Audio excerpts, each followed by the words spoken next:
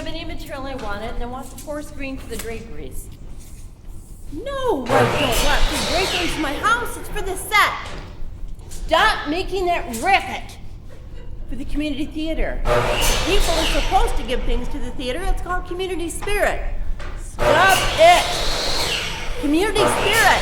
Community spirit. I said, would you listen to me, you sour woman? Oops.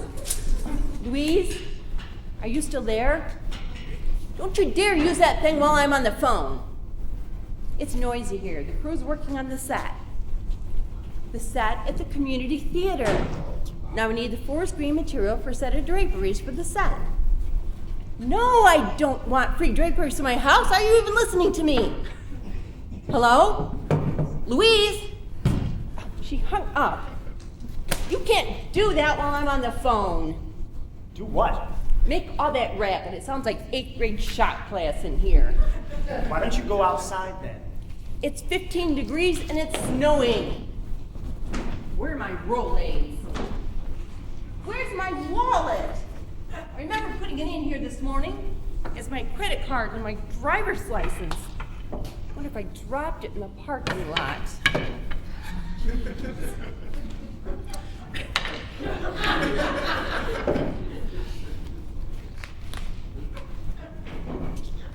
Oh, and I expected the set to be finished last week. We couldn't be here last week. We had a paying job. Moon Lake Community Theater pays you. Oh, yeah, and complimentary tickets. Woo-hoo. Well, that's payment. Chicago or New York, tickets like that would be worth a fortune. Ma'am, this is Moon Lake, Michigan. You can't give those tickets away. Look, we don't mind helping you out, ma'am, really, especially since it counts towards our community service with our parole officer. When you hire us for a gig like this, you gotta account for a little CVT. What is CVT? Convicts time.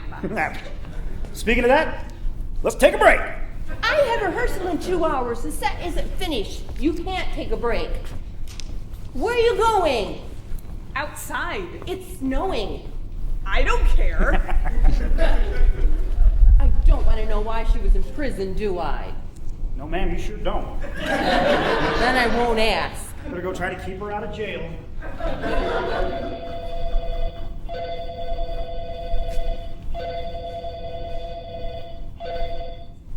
Hello? Lucy?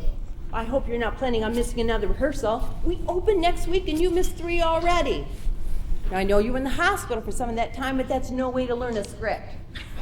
I know you probably weren't aware that you'd come down with appendicitis, but this has really set us back. And I keep telling you, just because you know your lines doesn't mean you know the play. We can't do a play like Night Comes Early unless we work together. Well, if it's going to make me mad, then don't tell me. I had enough stress with this production already. Oh, all right. What is it you don't want to tell me? No, wait a minute. Let me brace myself. Okay, I'm ready. Oh, jeez, you scared me. No, I'm not yelling at you, and that's a terrible excuse. What kind of a rude, selfish thing is that to do to me? Hello?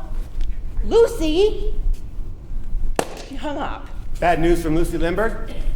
6 years she sits at home unemployed. 6 years. Then a week before my production opens, she gets a job. What kind of job? She's going to be night watchman at the chicken processing plant. Whew. Her clothes are going to smell awful. Oh, Pete, what am I going to do? Everything about the show has gone wrong. Board of directors sure didn't like the idea. Moon Lake Community Theater has been in existence for 7 years. And for 7 years, all we've done is a comedy in the fall and a comedy in the spring. Oh, and don't forget the Christmas show. And a comedy at Christmas. I want us to do something different. A drama, a musical, a thriller, anything but some comedy set in some New York apartment. Do you realize that every show we've done for the past 7 years has been set in some New York apartment? I mean, how many people in Moon Lake, Michigan have ever been in a New York apartment? About as many as where this new play's set, wherever that is. Yorkshire. And what's the title supposed to mean? Night Comes Early? Yeah, what does it mean? Well, it's, well, if night came later, it wouldn't be as menacing. If night came later, that would mean we're on daylight savings time. I've told you over and over, it's a melodramatic psychological thriller. One of E.M. Williams' best plays.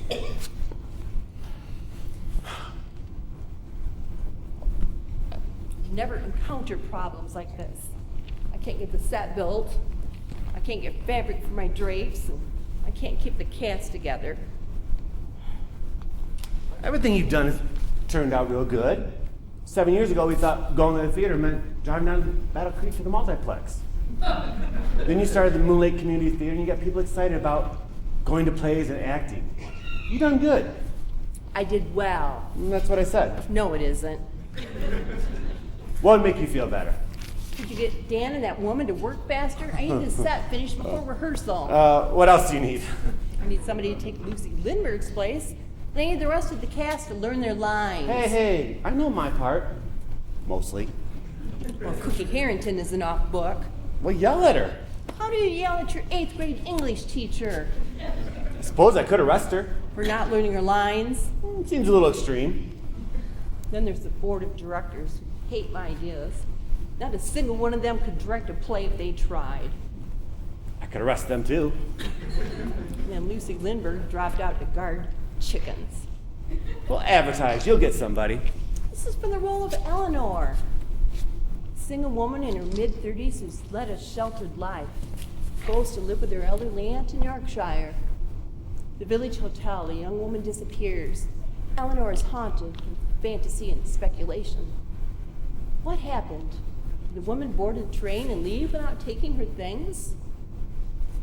What things? Her belongings, her clothes. She left without her clothes? I never picked up on that. No wonder the board's upset. For the characters, it's all speculation, but we know she's been murdered. We do? We don't, but the audience does. If the audience already knows who did it, why do we have to wait 3 acts to discover it? Why don't we just know it? Better yet, why not let the audience wait till the end to find out? It's a melodramatic psychological mystery, not a thriller, not a mystery. For the role of Eleanor, I need an actress who understands the sensitivity and fallibility of a woman who's had her life force crushed from her bones by an overbearing family, and the boredom of life in an isolated agrarian setting. A woman is prone to extreme flights of fancy and mood swings that constantly change from elation to depression. A deep thinker who, from her perch of privilege, is offered little in life to think about.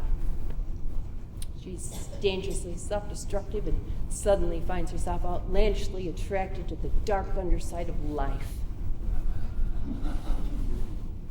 And you thought a woman who worked as a night watchman at a chicken processing plant could do all that? Well, I was working with her. Why don't you do the part? I would love to do the role of Eleanor, but I'm directing and taking the role of Nurse Debbie. What about Millie Wilson? She was real good in the Christmas show. She came to auditions. When she found out that Terrence, the mysterious stranger, utters a 4-letter expletive, said she wouldn't be caught dead in a play with obscene language. And then she cussed me out. Well, I'll do anything to help you.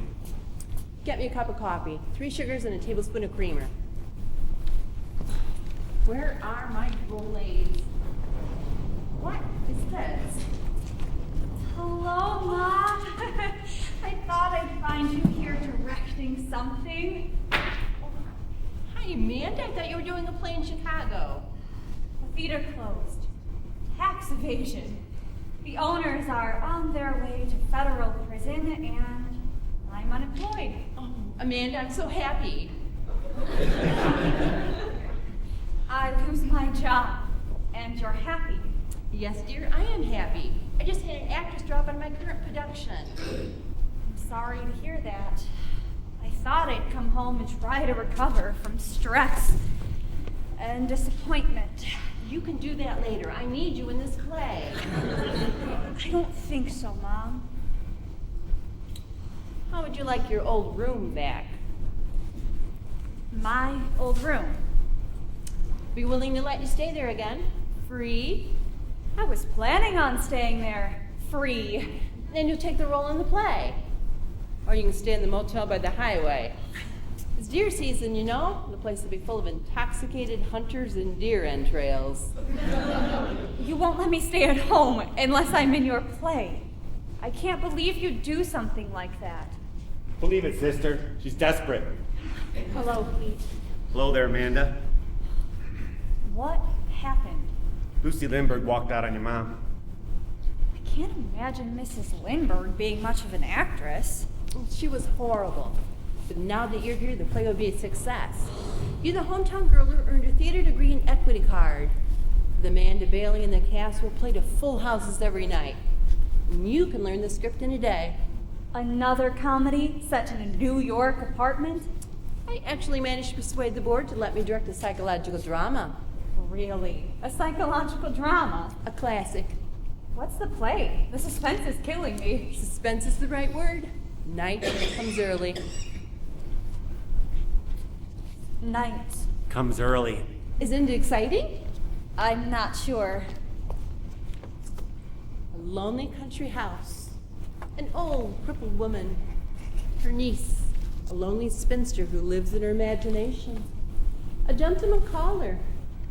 A killer who cons his way into the household. In the great climatic scene, Terence attacks Eleanor, and in a fit of passion, she strikes him with a fire poker. Isn't it wonderful? It sounds, Provincial. Bucolic. Gauche. dated. Where'd you learn words like that? It was a movie in the 1930s with what's his name? What's his name? You know, that famous actor. He was in the movie with that actress who was in the movie with that Katharine Hepburn. There were lots of actors who were in movies with actresses who were in movies with Katharine Hepburn. You earned your degree in theater, Amanda. Surely you studied the great psychological dramas of the Welsh playwright E.M. Williams. We studied Tennessee Williams. Does that count? We rehearse in an hour. You could learn the first scene if you get started. Now I expect you to be off book by tomorrow afternoon. This thing is 3 acts. How long does it run? I don't know. We've never made it all the way through it. You're opening in a week, and you've never gone through it. Nope. Oh, it's written in dialect. What is it? Yorkshire. Why couldn't the playwright just write it in English and let the actors adapt the dialect? Well, I'd ask him, but he's been dead for 40 years. Now, if I can just get the set finished and get Cookie Harrington off book. She sits in a wheelchair the whole time. Why not let her keep her script in her lap? Well, that's incredibly tacky. Do you think she could turn the pages without being seen? Mom, I don't think I can learn all this in a day. Now, dear, just sit here and study the first scene. Here, have some coffee.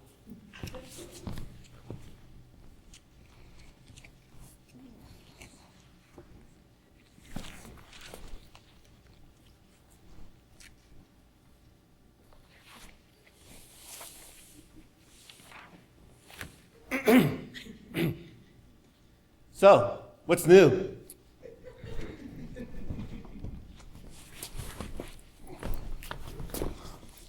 My daughter is an adult and is free to choose her own companions, even if she chooses to go out with Michigan's answer to Andy Griffith. Right now, she's doing something terribly important. And if I think you're in any way distracting her or keeping her from learning her part, I would turn you into dog food with my bare hands.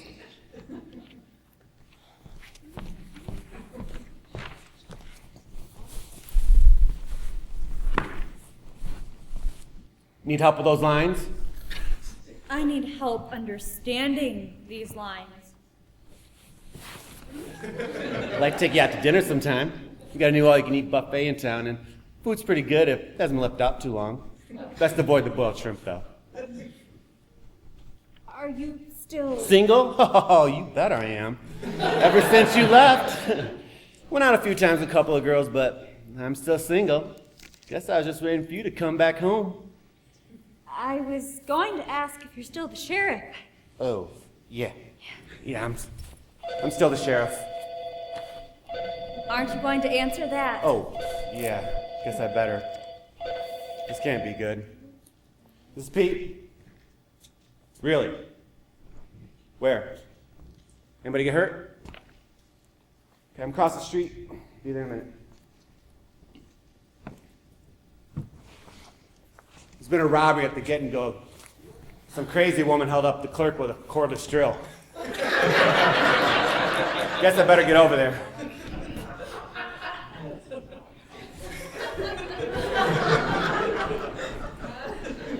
Are you crazy? I didn't do nothing wrong. You robbed a convenience store with a power drill. I was pointing at the AA battery. Right, okay, then why did the clerk empty the cash drawer and sound the burglar alarm? I don't see no be empty no cash drawer. Do you want to go back to jail? Because I don't want you to. I still need you for a couple more. What is this? Change for the AAs. $400? And some change. Look, then I still need you for 3 more jobs. Not that kind of job. We got to finish up this set. You got to help me build a mausoleum out at the cemetery, and you to haul the cinder blocks. Then I got to fix a couple of mobile homes. I need you to hold up the end of the trailer so I can fix the supports. After that, I don't care what you do, as long as you don't hurt me with that thing. Now, can we finish up this set?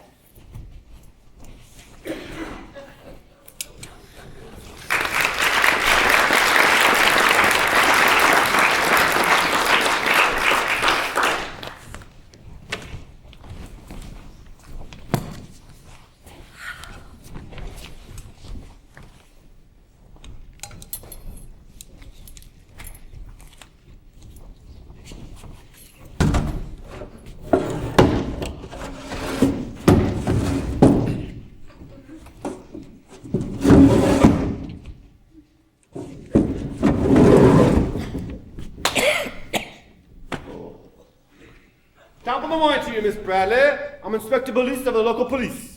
A policeman, eh? I don't like visitors I don't know. Sometimes you don't have no choice. No, and sometimes we don't have no choice. Sometimes you don't have no choice.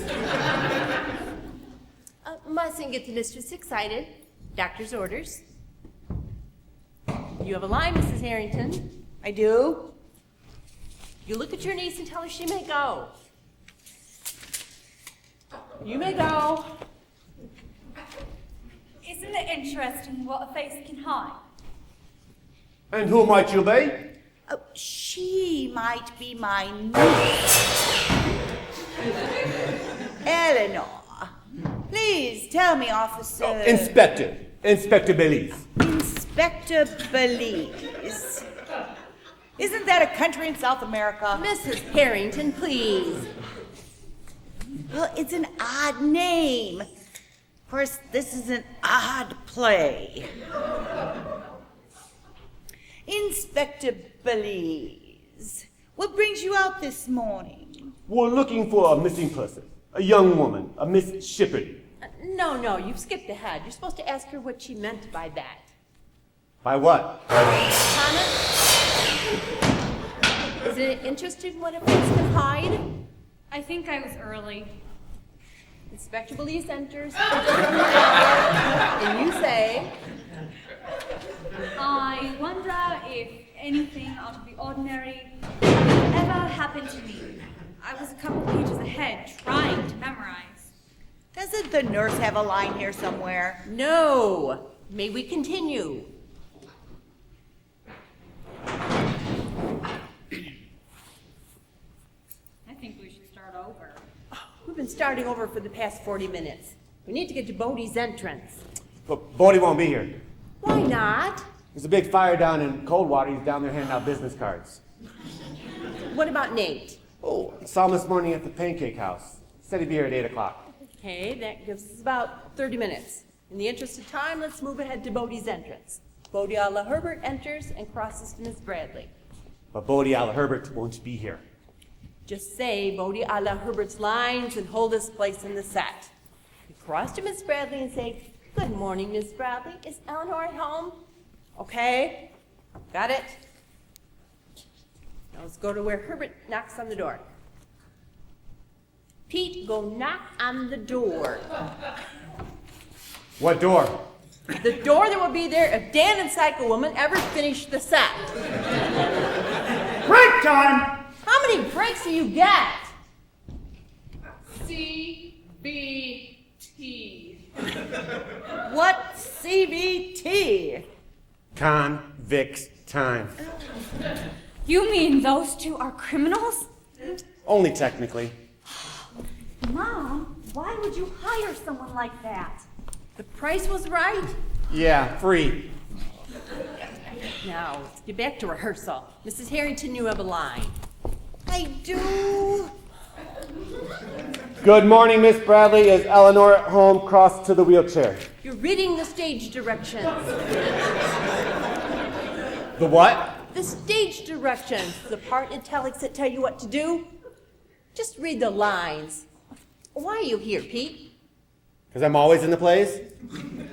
I'm talking about your character. Why is Herbert here? What is Herbert's modus operandi? His raison d'existence? I don't know. I'm Inspector Belize. You be Nurse Debbie. I'll be Herbert.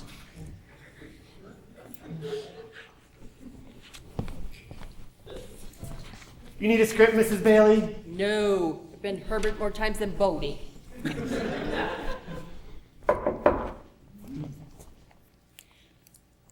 It's strange what a face can hide.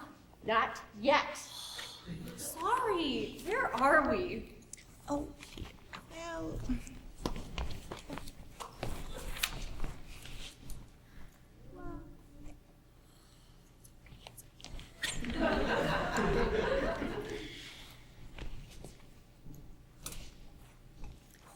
Now, who could that be?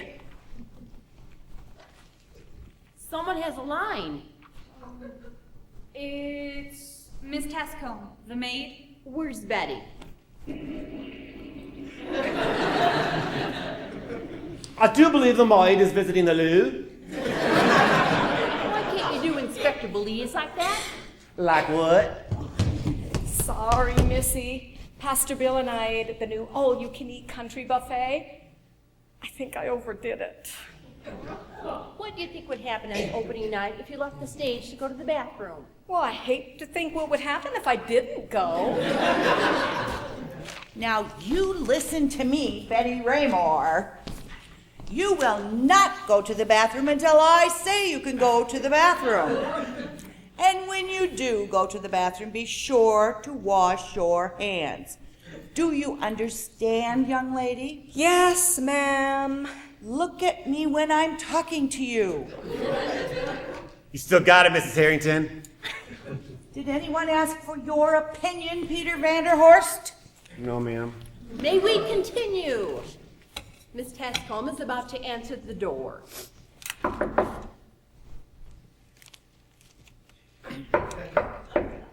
Miss Tascombe answers the door. You answer the door this minute, young lady.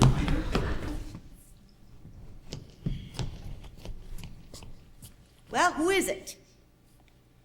Well, it's Missy. I'm Herbert. Oh! We're doing the play now. I get it. It's Mr. Lawrence. Good morning, Miss Bradley. Is Eleanor at home? And who might you be?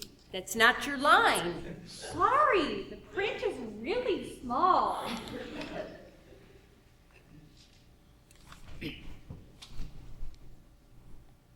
Betty? What? And who might you be? Oh. O isn't in the script. Oh. Stop saying O before you deliver a line. Okay. Betty, Oh. I might be the King of France. I might be the King of France for all the business it is of yours. Miss Bradley, who is this man? Inspector Panama of the local police. Belize, not Panama. You skipped 4 pages. Keep going. You're Inspector Belize. I'm Herbert. Well, I can be Herbert. I'm not doing anything.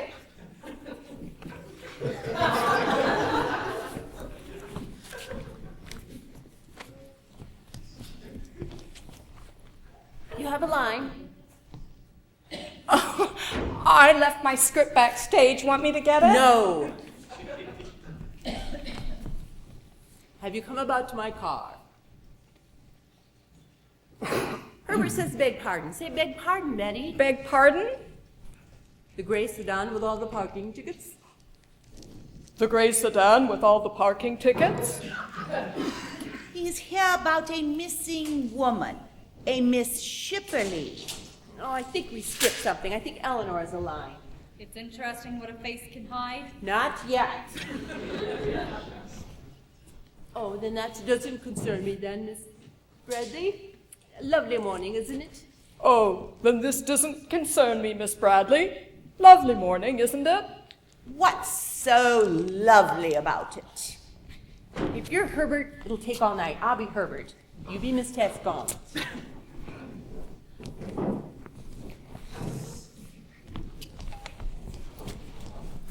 The sun is shining, the birds are singing, and your niece looks ever so lovely as she stands here by the garden window. Not bad for late October. I wonder where she is. Well, who is? Miss Shipperly. Miss Shipperly. A missing woman. Why, she could be anywhere. In the woods, under a tree, with one foot showing, a stockinged foot, with blood.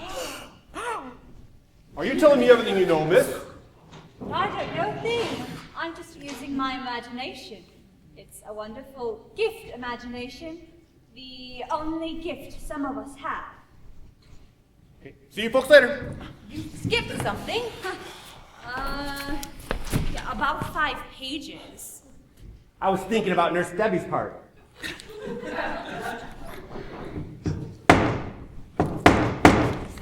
I'll be running along now. Give us a call if the neuritis keeps acting up. Could we please go back to the party skipped? Somewhere there's a man just going about his daily activities. He awakens, brushes his teeth, dresses himself, has his breakfast, and the night before, he killed her. It's not that difficult to imagine at all. You're giving me a case of the jitters. Miss Tascombe, get my wrap and wheel me out into the garden. I've had enough of this nonsense. Can't manage the chair, ma'am. Wheels are locked.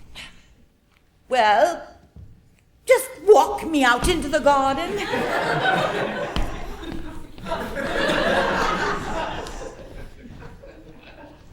I thought they'd never leave. Have you thought any more about my proposal? And what proposal was that, Herbert? Why, my proposal of marriage, of course. Oh, I'm afraid it slipped my mind. You did mention something about marriage, didn't you? Last week, I believe. Actually, it was yesterday. I love this window. All the trees look so friendly. You're avoiding my question. And what question was that, Herbert? She wants you to marry her. I knew women like that when I was in prison. Get her off the set. They can get real testy sometimes. You don't know anything about a crazy woman holding up a kitten goat with a cordless drill, do you? I didn't think so. Hey, it's Mrs. Harrington, my old 8th grade teacher. Dan, are you out of prison? Yes, ma'am. A good behavior? Overcrowding? This is my coworker. Her name's Lynn. Well, where did you find this charming person? Well, we were both seeing our parole officer, and we struck up a conversation, found out we both had things in common, like we like to build things and burn things.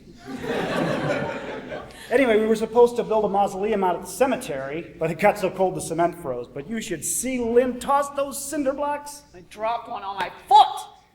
So we thought we'd just, get a little more work done on the set for Mrs. Bailey. I'm having a rehearsal. That won't bother us none. Well, I believe this is the worst play that community theater's ever done. Well, what's this play supposed to be about? It's about a murder. That's something Lynn knows a lot about. All right, back to work.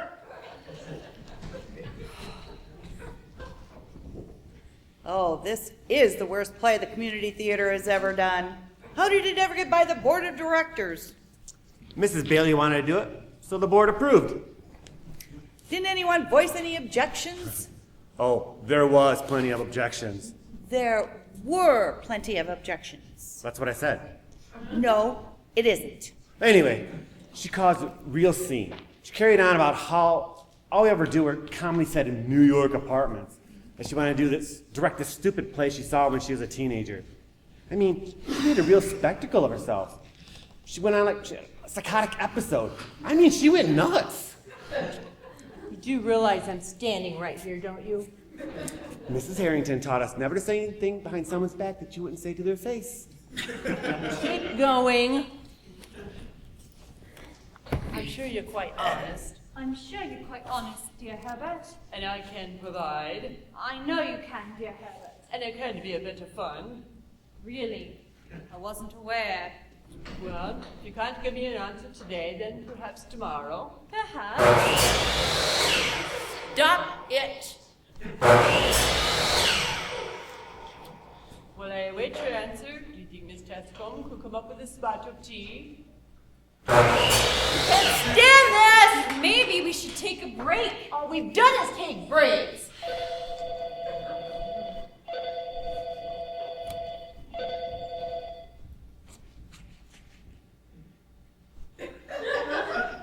What? How? Never mind. Hello? Would you run some lines with me?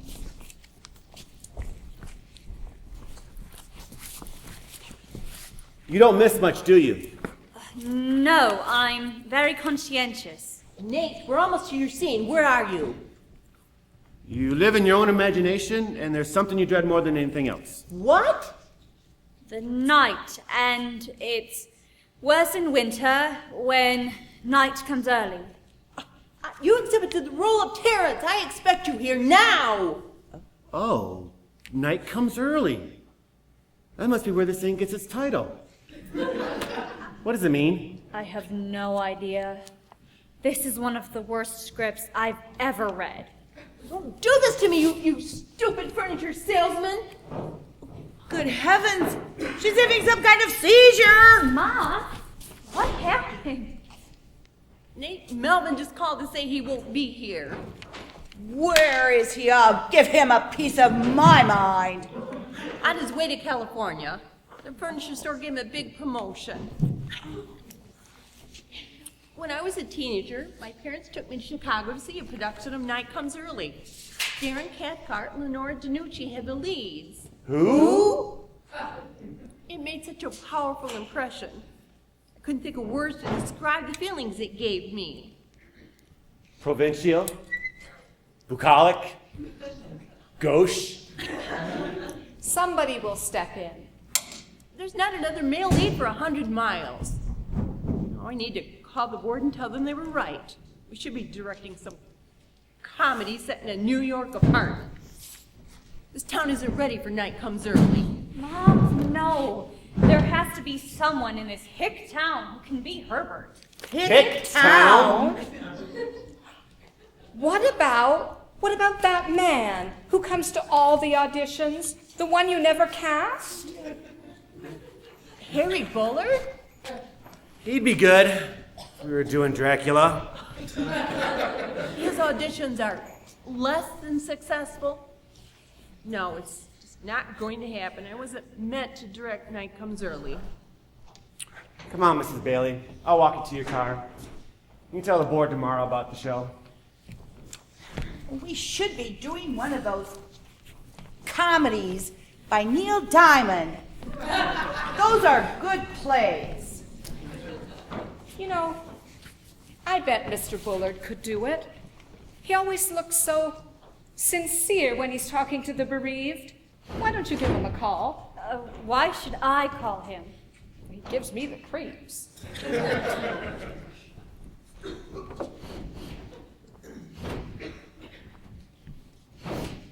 I think you should call him, though.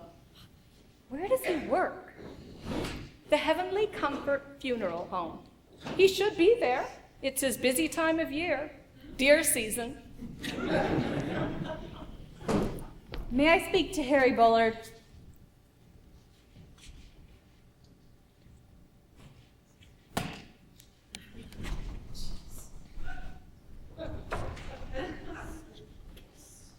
Break time!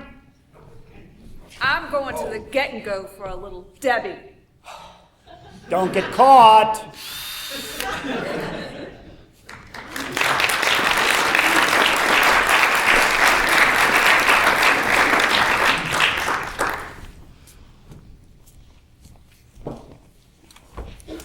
Where'd you come from? The front door was locked. I crawled through Auntie's window. She's lying on the floor, you know. Is she dead? Like a sack of potatoes. Can't believe you put Harry Bullard in the play. It was either that or cancel the production. I've never seen a dead body before. Harry Bullard sees them every day. You keep me guessing, don't you? Guessing right up to the end. What'd you come back for? I told you the play was enclosed. That's a cue. Oh. I got as far as the woods. I could see the lights from the village. Mr. Bullard says he'll have his lines memorized by today. Mrs. Harrington has cue cards hidden in her blanket. If the two Stooges would finish the set, we may have a play. What about Bodie's part?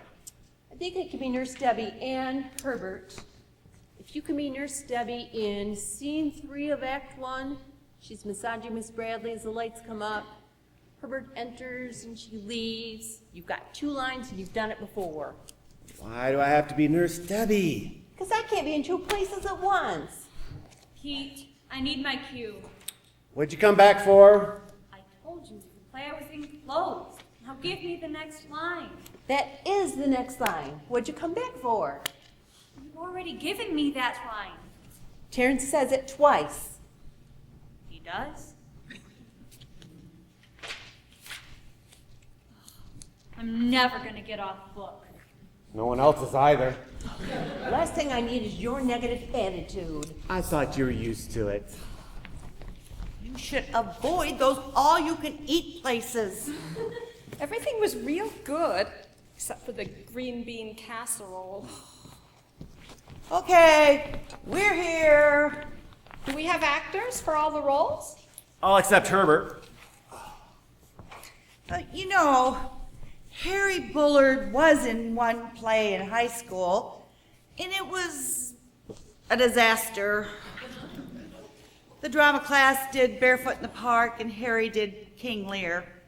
Seriously? What happened? Oh, I am serious. Oh, he had some kind of panic attack and improvised the entire play. It was lines from King Lear combined with mumbo jumbo and random profanity. What's wrong with you? I went to that all-you-can-eat buffet. Something didn't taste right. I think it was the green bean casserole. You shouldn't eat at that place. I hear the boiled shrimp is gelatinous. Or maybe it's just the thought of being in the same room as Harry Bullard. I know his auditions aren't very good, but he's all I've got. Besides, Mom's paying him $400 to do the role. What? You weren't supposed to tell. Where did you get $400? I, found it. Where? In my purse next to the Rolaids. Have you ever thought of paying us? Have you ever thought of paying me? What for? Well, back in school, Harry Bullard was known as the stinky kid. Well, there's one or two in every class. I finally bought him some deodorant and insisted he use it. Well, his clothes were 3 sizes too big, and his hair stuck out all funny, and he looked like a scarecrow wearing a Pippi Longstocking wig. We used to call him Dirty Harry. It wasn't because he resembled Clint Eastwood. And I'm supposed to be infatuated with him? Think of him as Terrence, a desperate criminal, not Harry Bullard. A desperate undertaker. Your professional actor has arrived. Your professional actor is intoxicated. Oh, doggone green bean casserole. I knew you'd eventually turn to a professional actor. Professional actor? Yes, I have a Master of Theater Arts degree from the DuBois Online Institute of Mason City, Iowa. For my exams, I did all the male leads in Shakespeare's tragedies. After all, I studied with the master, Stanislavski. There's no way you studied with Konstantin Stanislavski. He died in 1938.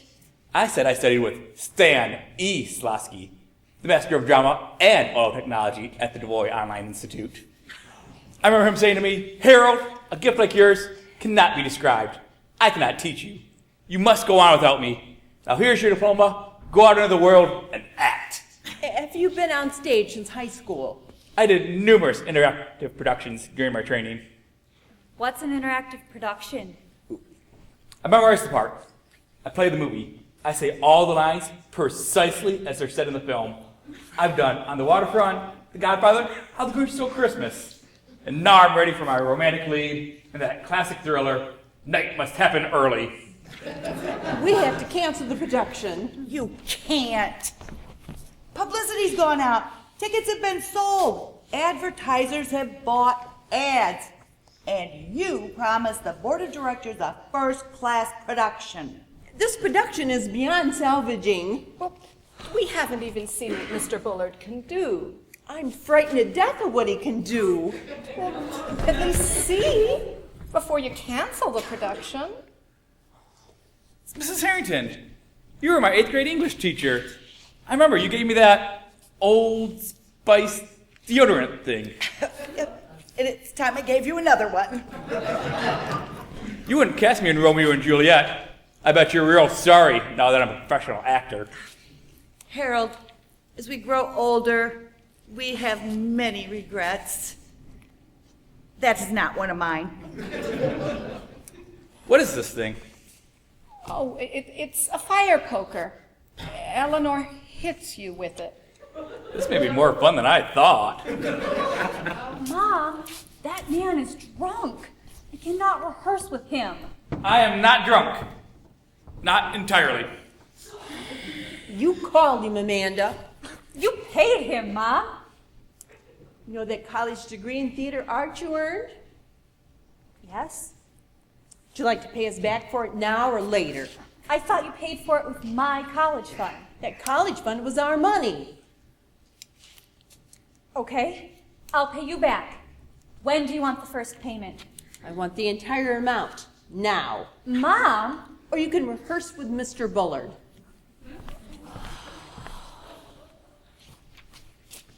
Okay, now that Terrence is here, such as he is, we can get started. Remember, we open in 3 days. Start with scene 2. I'll be Herbert. Places.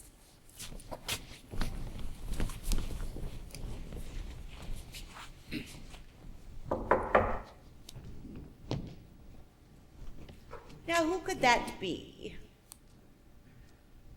Someone has a line. Pete went to the little boy's room. And I'll be Inspector Blease until Pete gets back. Let's pick up the pace. Top of the morning to you, Miss Bradley. Inspector Blease of the local police. A policeman, eh? I don't like visitors I don't know.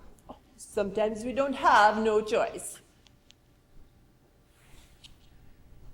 Someone has a line. It's Nurse Debbie. Oh, geez.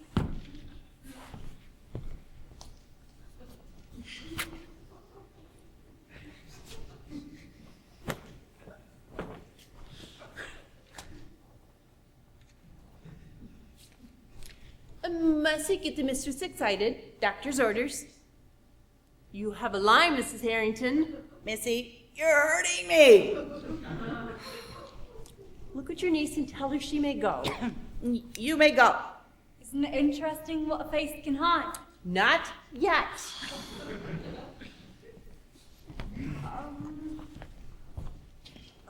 I wonder if anything out of the ordinary will ever happen to me. And who might you be? She might be my niece, Eleanor. Please tell me, Inspector Belize. Inspector Belize, what brings you out this morning? We're investigating a missing person. A young woman that was staying at the Talbot Hotel, a Miss Shipperley. You're supposed to ask Eleanor what she meant by that. What do you mean by that? Oh, nothing. It's just that everything's so perfectly ordinary. Tell us more about this missing person. I find missing persons interesting. She was a waitress with a reputation, if you know what I mean. Oh, don't want to hear such rubbish in my house.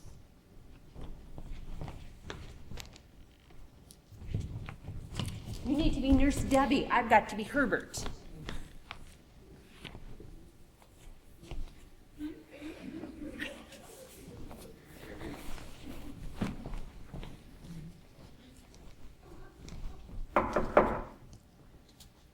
Now, who can that be?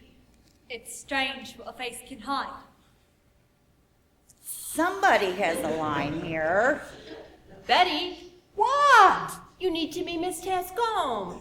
Well, what about Nurse Debbie? Right now, do your own part. Oh, I'm confused. You go answer the door this minute, young lady. A wrong costume.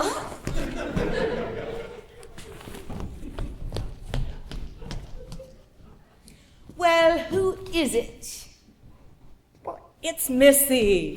I'm Mr. Lawrence. Oh, it's Mr. Lawrence, and I don't feel well. Good morning, Miss Bradley. Is Eleanor at home? And who might you be? I might be the King of France for all the vicissitudes of yours. Miss Bradley, who is this man? Inspector Panama of the local police. Have you come about my car? Beg pardon? The gray sedan with all the parking tickets? He's here about a missing woman, a Miss Shipperley. It's interesting what a face can hide. Not yet. Oh, then this doesn't concern me. Lovely morning, isn't it, Miss Bradley? What's so lovely about it? Oh, the sun is shining, the birds are singing, and your niece looks ever so lovely as she stands here by the garden window. I wonder where she is. Where who is? Miss Shipperley, the missing woman. Why, she could be anywhere. In the woods, under a tree, with one foot showing, a stockinged foot, with blood. Are you telling me everything you know, miss? I don't know a thing. I'm just using my imagination. It's a wonderful gift, imagination.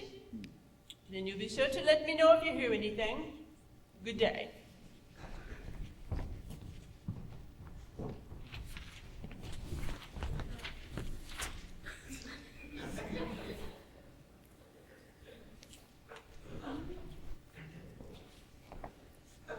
I'll be running along now. Give us a call if the neuritis keeps acting up.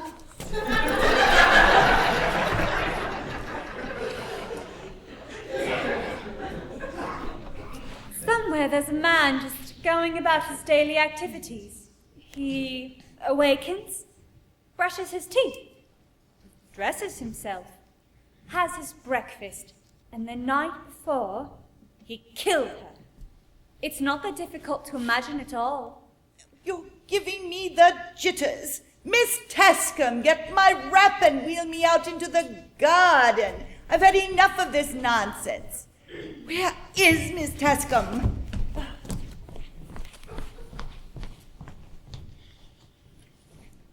Terrence, we're ready for your entrance. You knock, Eleanor answers, and she discovers that you're responsible for Miss Tascombe being pregnant. Where's Miss Tascombe? Here. Haven't you read the script? Of course I read it. Some of it. Let's do scene 4 of Act 3. We haven't finished Act 1. I don't feel well. Don't you dare leave. We're all alone in an empty house. That's Act 3. Okay, we'll do Act 3.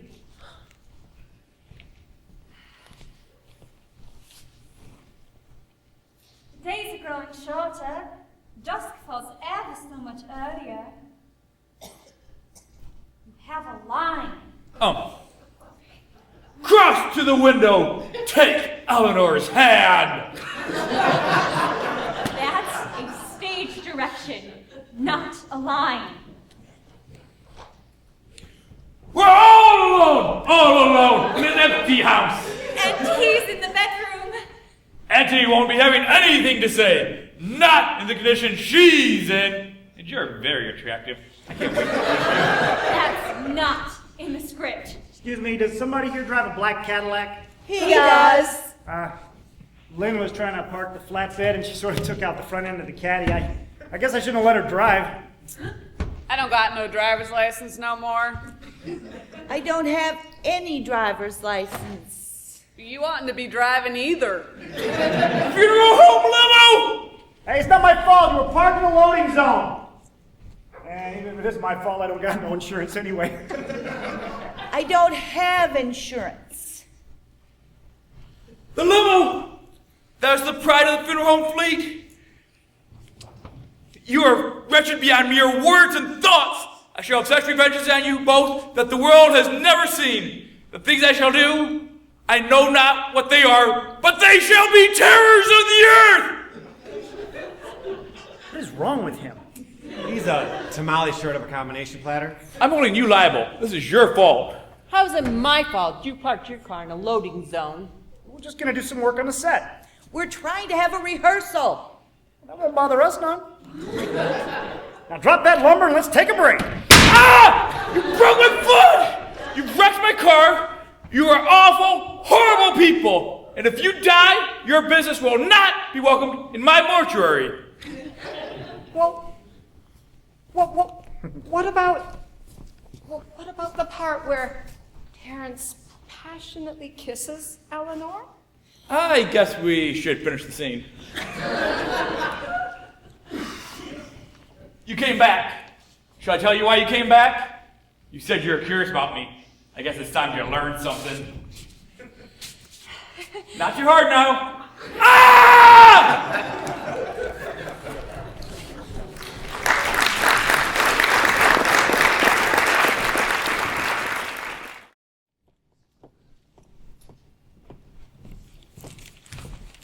Can't believe you haven't canceled this fiasco. What was I supposed to do? Refund all the monies from advanced ticket sales and advertisers? It'd be the death of the Moonlight Community Theater. Consider it euthanasia. Pulling the plug on a terminal illness. Top of the morning to you, ladies. Are y'all excited, Mrs. Bailey? Got the opening night jitters? I have a funny feeling that this thing just might work. How could this possibly work? There aren't enough actors to fill the roles. We haven't even read through the whole script. And the set isn't finished. And my daughter put Harry Bullard in the hospital. Let me get back to work. Hey, wild one. Hey! Time to get to work if it's all right with you. Why are you still here? We just thought we'd do some work on the set. The show was supposed to open in an hour. It won't bother us none. That won't bother us at all.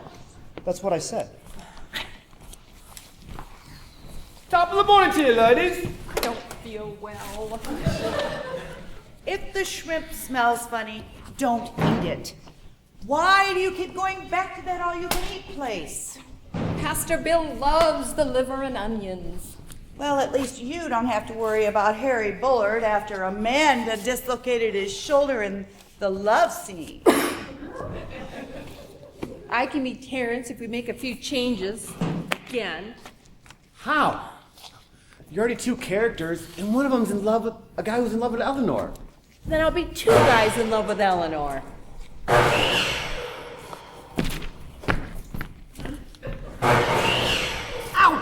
Ow, hey! I gotta finish up this set. My parole officer's coming tonight. I'll be Nurse Debbie in the first scene. You're Herbert. Then you're Inspector Belize. You go hide behind the window where no one can see you and whisper the lines to Herbert. Then I'll be Herbert for that business by the window. Then you'll be Nurse Debbie. I'll whisper Miss Tascone's line from off stage, and then I'll change into Terrence. I think with a little bit of makeup I can look, well, I'll look better than you know who. Oh, what about Lynn? What about her? She'll want a part two. Forget it. Okay, I think we've covered the first scene. I don't know what to do about the rest of the play, but let's go run lines in the green room.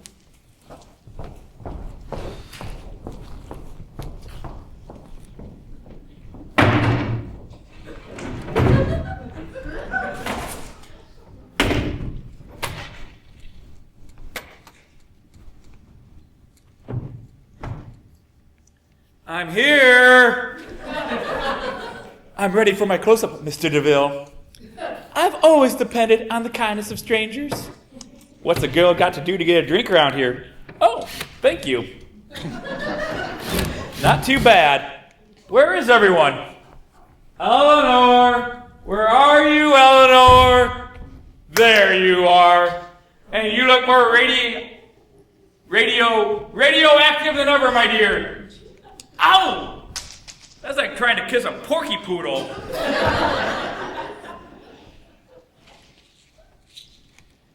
Take one every 6 hours for pain.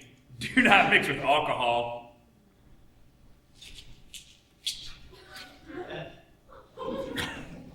I'm feeling better already.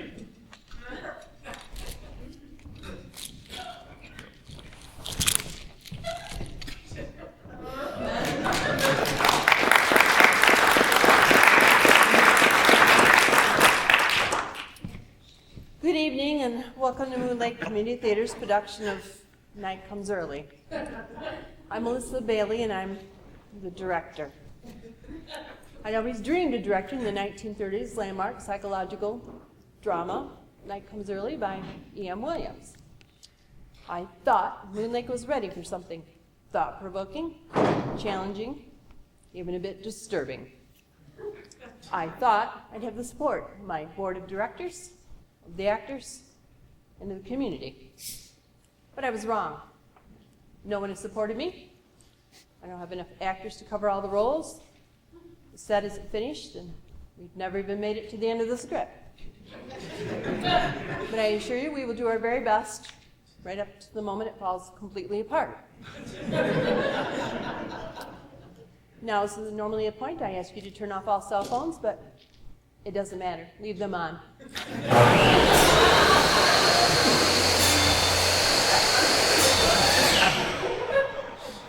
Thank you.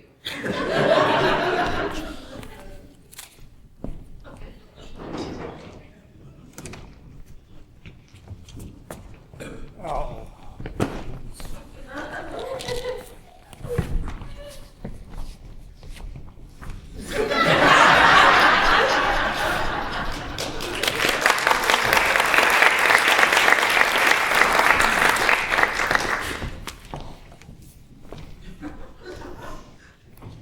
Why do you stand by that window all day, Eleanor?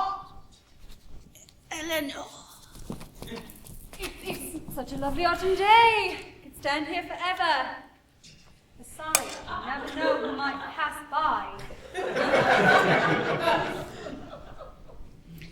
Well, it's the same thing every day. The milkman, the mailman, and that young man who's interested in you. If you're referring to Herbert, he's already here. He's reading the paper. He's reading about the rugby match in Wexford. And about a man who stood on his head for 20 minutes and is still not conscious. Right, Herbert?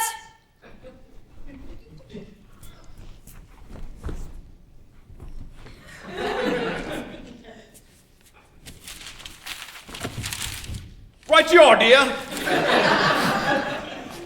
Herbert isn't in the chair. He's at the door. Right, Herbert? No, Auntie.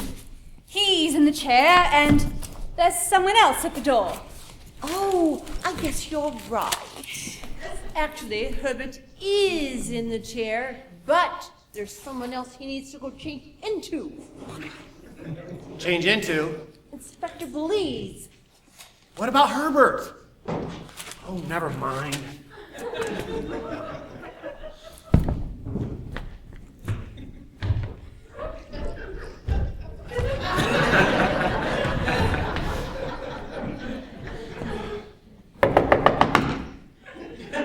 Someone is at my door.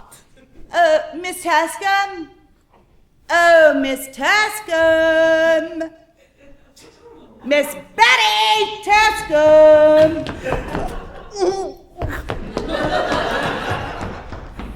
Why don't I answer the door? What about Miss Tascombe? She has morning sickness. We're not supposed to know she's pregnant till like 3, but I guess I gave that one away. So now I miss Gascon.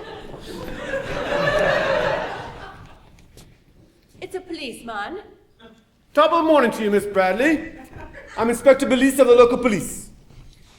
A policeman, eh? I don't like visitors I don't know. Sometimes they don't have no choice. Must I get the mistress excited? Doctor's orders. Doctor's orders. Doctor's orders. Why don't you tell your niece she may go? You may go. Isn't it interesting what a face can hide? Sorry. And who might you be? She might be my niece, Eleanor. Please tell me, Inspector Bolivia, what brings you out this morning? Looking for a missing person. No, wait a minute.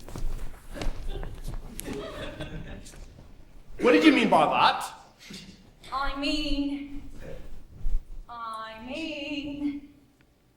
I wonder if anything out of the ordinary will ever happen to me. All right. What do you mean by that? I mean nothing out of the ordinary ever happens to me. Wait, you people are way off. Why, it's Herbert, and he's been here this entire time.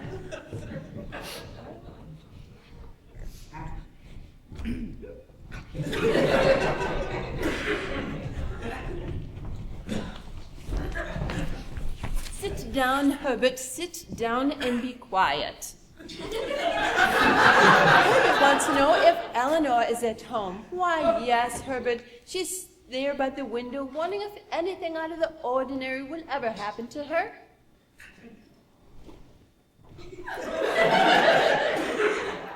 Oh, you want me to be Herbert? Okay. Good morning, Miss Bradley. Is Eleanor at home? I might be the King of France for all the business it is of yours. Miss Bradley, who is this man? Inspector Bavaria of the local police.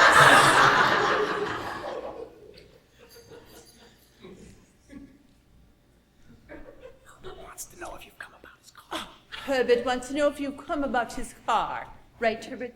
The gray sedan with all the parking tickets? He's here about a missing woman. It's interesting what a face can hide. Lovely morning, isn't it, Miss Bradley?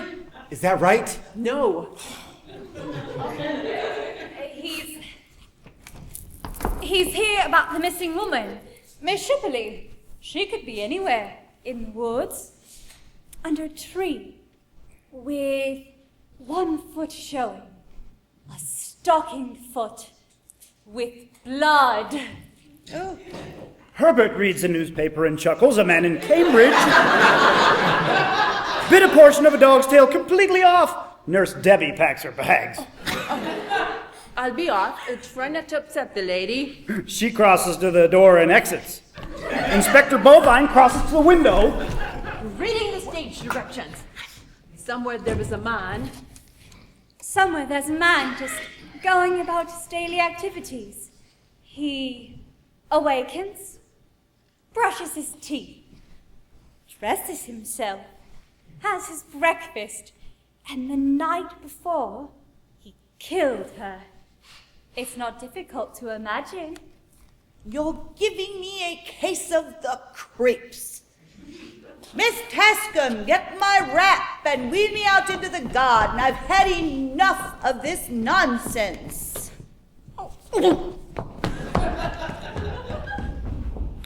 I guess I'll wheel myself out.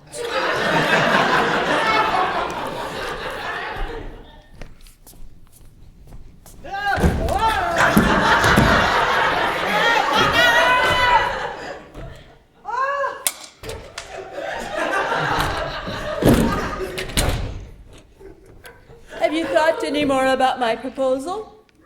And what proposal was that, Herbert? Why, my proposal in marriage, of course. Oh, I'm afraid it slipped my mind. You did mention something about marriage, didn't you? Last week, I believe. Actually, it was yesterday. I love this window. So friendly. You're avoiding my question. And what question was that, Herbert? My question and my proposal in marriage.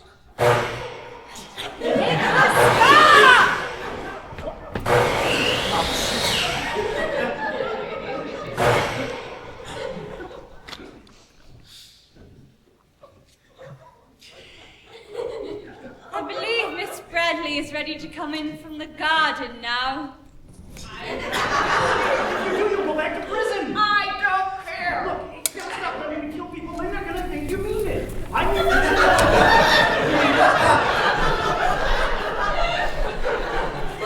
I don't think Miss Tascom's gonna be making out with Lou anytime soon. Why not let Lynn do the part? She's a woman, kind of. What do I gotta do? I'll tell you when to enter and I'll give you your lines. I just made a most disturbing discovery. And what would that be, Auntie? That woman, Miss Tascom, has been stealing my sugar. How do you know? How do I know? How do I know? How do I know? Put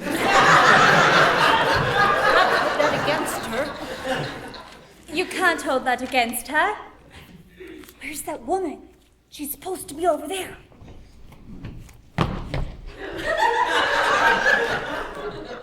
Who's that? Miss Tascom, she's been stealing your sugar. I ain't no thief and you know it. I ain't no thief and you know it. You were too a thief and I want you out of my house. You are too a thief, and I want you out of my house this instant. I haven't been stealing your bloody sugar, and I'd rather be caught dead than spend another moment around you, yo crow.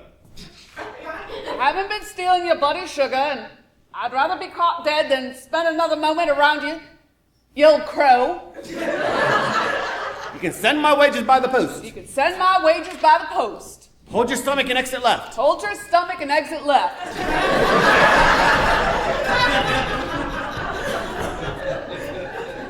You really shouldn't be so hard on the poor girl.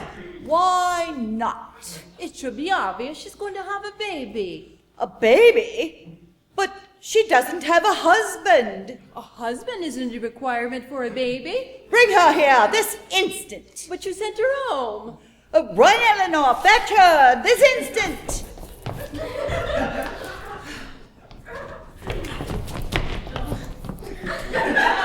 You called, ma'am? You called, ma'am? Well, Miss Tascom, you, one of you, or both of you, is going to have a baby. Burst into tears. Burst into tears. Good afternoon, ladies. Is something wrong? What are you doing here, Inspector? I've stopped by to tell you that no progress has been made on the investigation. Did that bit of news require a drive out here? Oh, worry about you ladies living out in the country by yourselves.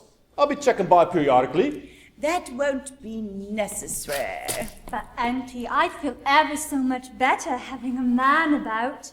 What about Herbert? A real man. But wait a minute. I am a real man. Good luck on your condition. Condition? You mean parole? I wonder who's going to be Terrence. Oh!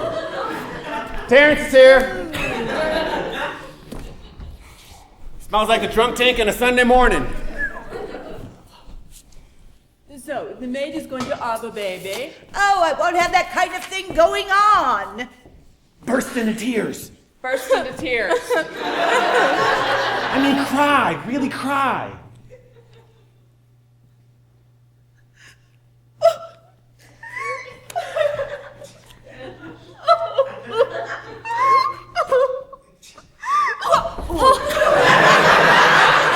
Don't hit me. I'm supposed to comfort you. I'd like to meet this man. What's his name? It's Terrence. Say it. Terrence. It's Terrence. He works at the pub. The pub? He works at the pub. The bar. He's a lawyer? They call him Babyface. Say it. They call him Babyface. Babyface. Well, I'll have a word with this young man. We'll see about this sordid affair. Please don't hurt him, miss. Please don't hurt him, miss. You won't be needing me here. Leaving so soon, Herbert. I don't care for conflict.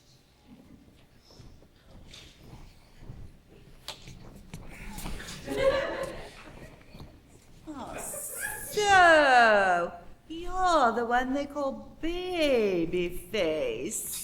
I am? I believe you know my maid, Miss Tascombe. Where did you first meet her? You first met her on holiday. You took her out for a walk, and then one thing led to another, and now here you are. At least that's a general idea. And you've thought about it a great deal, and you feel terrible, and you want to do what's right. Only now that you're here, Miss Bradley's become infatuated with you. You look a lot like my 8th grade English teacher. Sit down, Harry Bullard.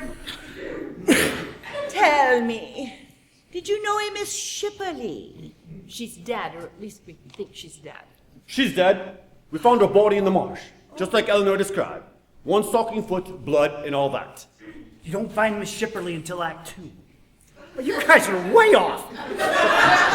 You're supposed to open the door and say these lines here, then cross to the window. Because it's a dull day and it's the depths of the country. And then you tell him, you haven't any feelings at all. You live in a world of your own imagination. And then he says, I don't understand so very well, not being so educated. And you say, you understand me perfectly well. And then you take her in her arms and you give her a big kiss. That's Act 3!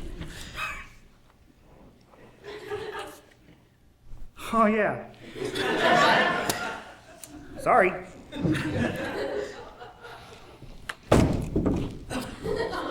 This concludes Act 1 of Night Comes Early. Can we have a blackout, please?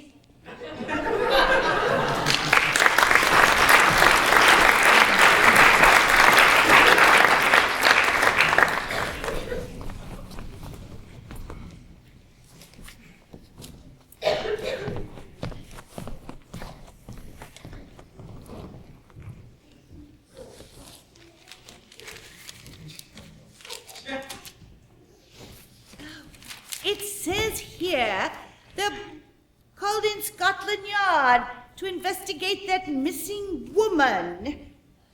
This is all so different. Will you be having your tea, miss? Have you been stealing my sugar again? No, ma'am, that was in Act 1. Now you wish to know if Mr. Lawrence will be staying for lunch. Are you staying for lunch? Why are we continuing this farce? I peeked out at intermission.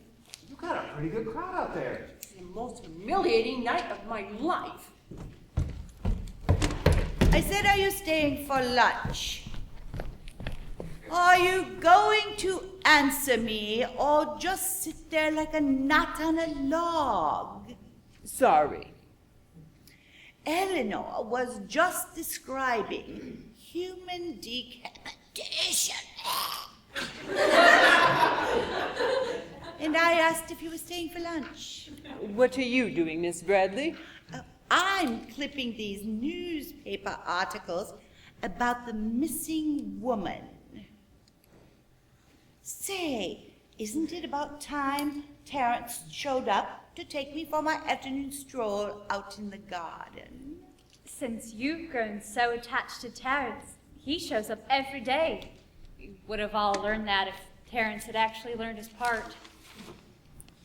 So where is he? I'll get him.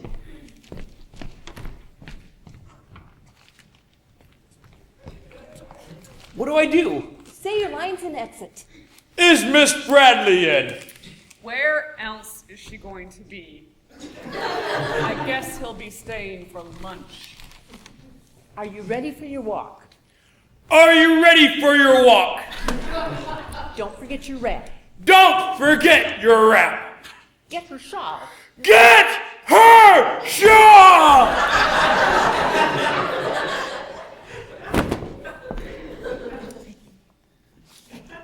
Now, push her off stage. No, not off the stage! Off stage, over there!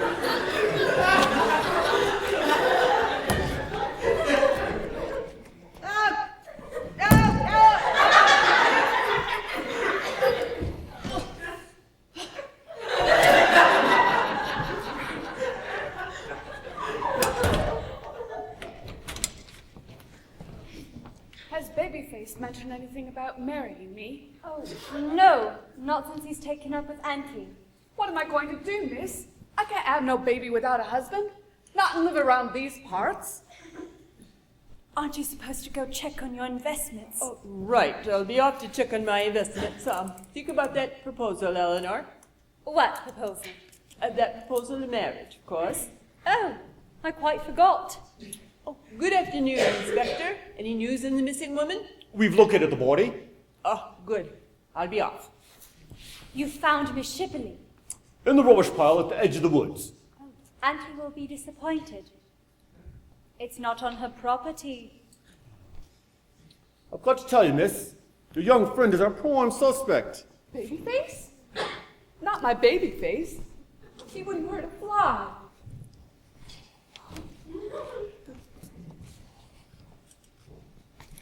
Oh, Terence, you bring out the best in me. You remind me of my own sainted mother. You remind me of my own sainted mother. Time for your massage, Miss Bradley. I hope you don't mind. Lynn and I switched parts. Did you know she has a photographic memory? And I thought all she could do was rob convenience stores. Well, I think we need a man around here. I am a man. A real man. That's why I asked Terence to move in. Oh, Auntie, no, you can't be serious. Well, I am serious. You run along and get your things. He can have the room by the kitchen. What do you think, Inspector? I don't think that's a good idea, Miss Bradley. He's got a past, if you know what I mean. Oh, I won't have such rubbish in my house. But Auntie, the inspector thinks it's a bad idea, right? Is lunch about ready, Miss Haskam?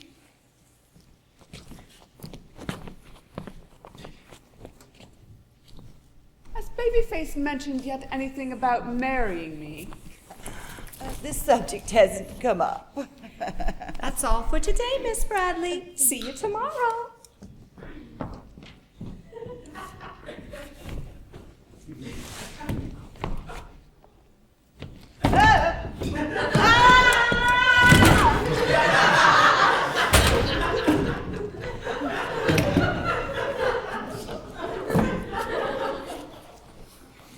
You're acting, aren't you? And you don't know how to stop acting. You don't talk about yourself, but I can make a couple of guesses about you. Haven't any feelings at all. And you live in a world of your own imagination. And you don't understand what I'm saying. You don't follow me. And you don't know the scene at all, do you? They found the body. They found the body. Yes, Miss Tasco, we know they found the body. We weren't supposed to know until just now, but somebody entered at the wrong time, and we already know they found the body in the rubbish pit. In the rubbish pit? I've got to tell Miss Bradley. I don't know this part so good. Ladies and gentlemen, this concludes Act 2 of Night Comes Early. You may cut the lights now, or you can just leave them up. Is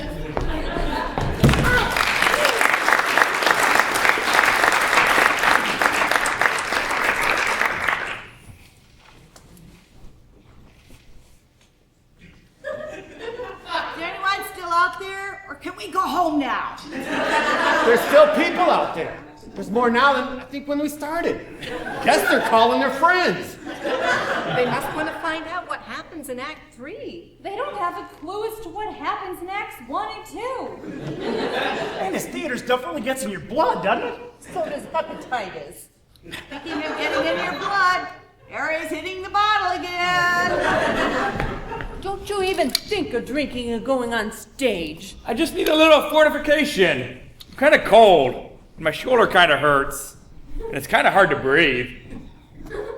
Mom, I don't feel very good. Pete took me out for an early dinner, and well, I think the boiled shrimp was bad. This is the shortest act. Surely you can make it through. And we can go home, put the house on the market, and move to Canada. Okay, places.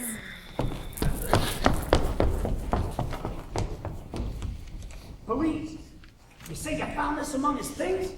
You say you found this among his things? Herbert, it's a hat box, but we don't know what's inside. It's a hot box, but we don't know what's inside. Tasco, I know, it's a bloody egg. I know. It's a bloody egg. Eleanor crosses to believe. Why, Inspector, what on earth are you doing with Auntie's hat box? Could you stop doing that?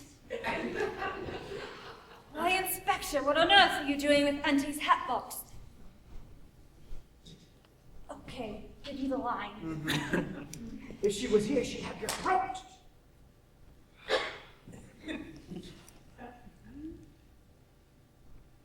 Oops.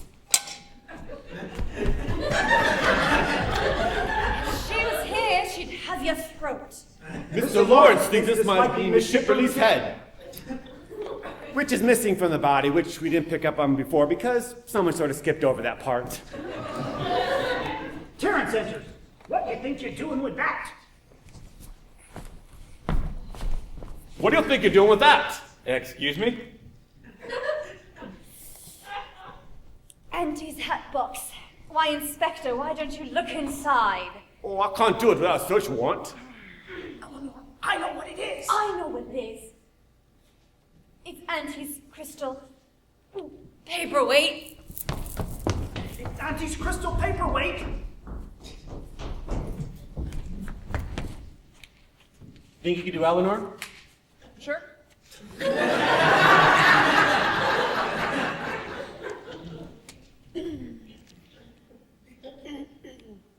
It's Auntie's crystal paperweight. She keeps it in the hot box. I don't know why. Are you quite finished, Inspector? Huh? I lost my place. Sure. See you guys later. Wait. Okay, I found it. Everybody but Terrence, get off the stage. All right, lights dim. Terrence enters with a knife. Well, let's see. Skip skip the part where Miss Bradley enters and finds Terrence going through the drawers, and she stabs her and drags her body off stage. That's too bad. That's a good scene there. So now Eleanor enters. I've never known what it's like to be terrified. But when it starts to get dark, I feel my fingertips turning cold. I've been sitting in my room, looking in the glass, telling myself what are real things and what aren't. I don't know any longer. Terrence, you don't miss much, do you? Is that me? No, I'm very conscientious. You live in your own imagination, don't you? Terrence, it's the only way I can cope. It's the only way I have hope. There's something you can't abide, something you dread, the night. And it's worse in winter when night comes early. Cross to the window and take Eleanor's hand. We're alone, you know, all alone in an empty house. Auntie's in the bedroom. And Auntie won't be having nothing to say for a long time. You kept me guessing, you know, right up until the end. Now I wonder what I'll do about it. Will I turn you in? Or will I do something else? Now you grab her and give her a passionate kiss. Now Eleanor pushes him away. She takes the fire poker and strikes Terrence with it. Oh! Terrence, I know why you did that. To keep you guessing. I always keep you... Lynn, you can stop hitting him now. Terrence says, I know why you did that. Say it, Terrence.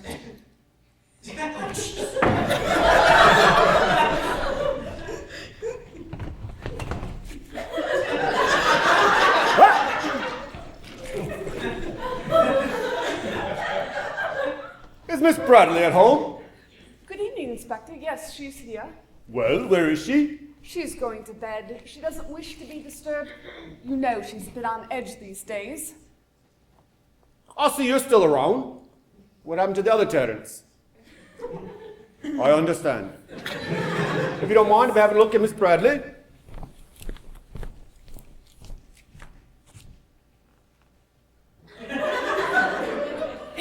He'll find Auntie in the bedroom. Sleeping like a baby if you don't look too close. You won't die. I'll lie for you. I know you will. It looks like she's asleep for the night. Say, is there something on your arm? Huh?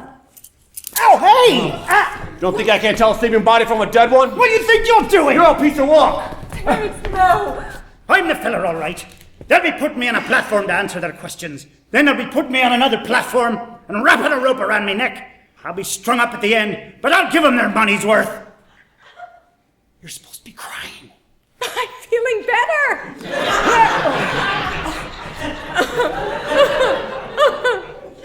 Well, have you thought any more about my proposal? Cut the lights, close the curtain, and go home.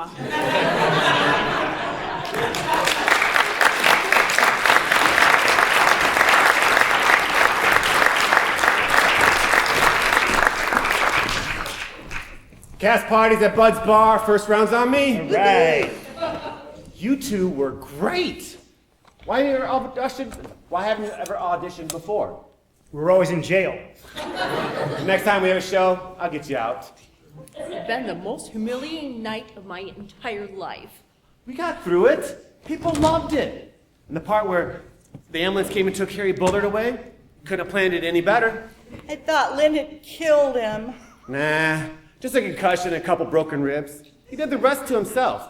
MI, myocardial infarction, years of booze, fast food, no exercise, and cigars. It's lucky it happened here. Because if you would have had a heart attack at the funeral home, no one might have even noticed. Missy, it's the president of the board of directors. Oh, tell that old goat I quit. I'll never direct another production in this hick town again. I think he heard you. Hello, Charles? I know it wasn't what you expected, but I couldn't get the set built. I couldn't keep the cast together, and I had no idea Harry Bullard would be such a problem.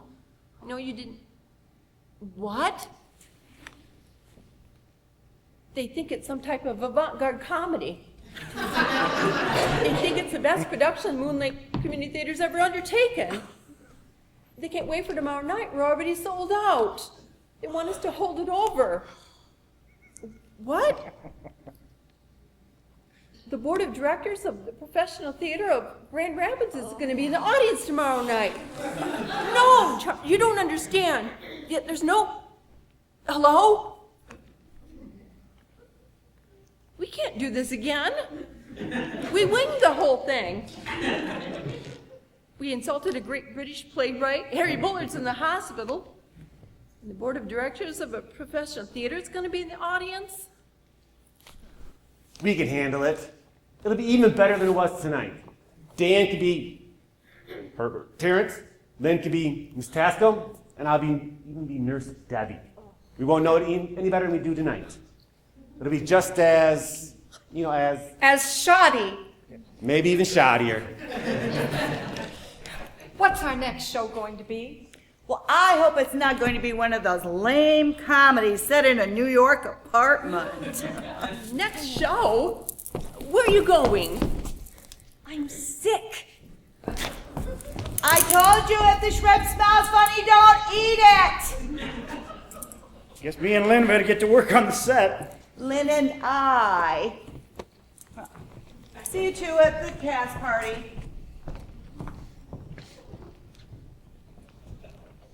Blackout.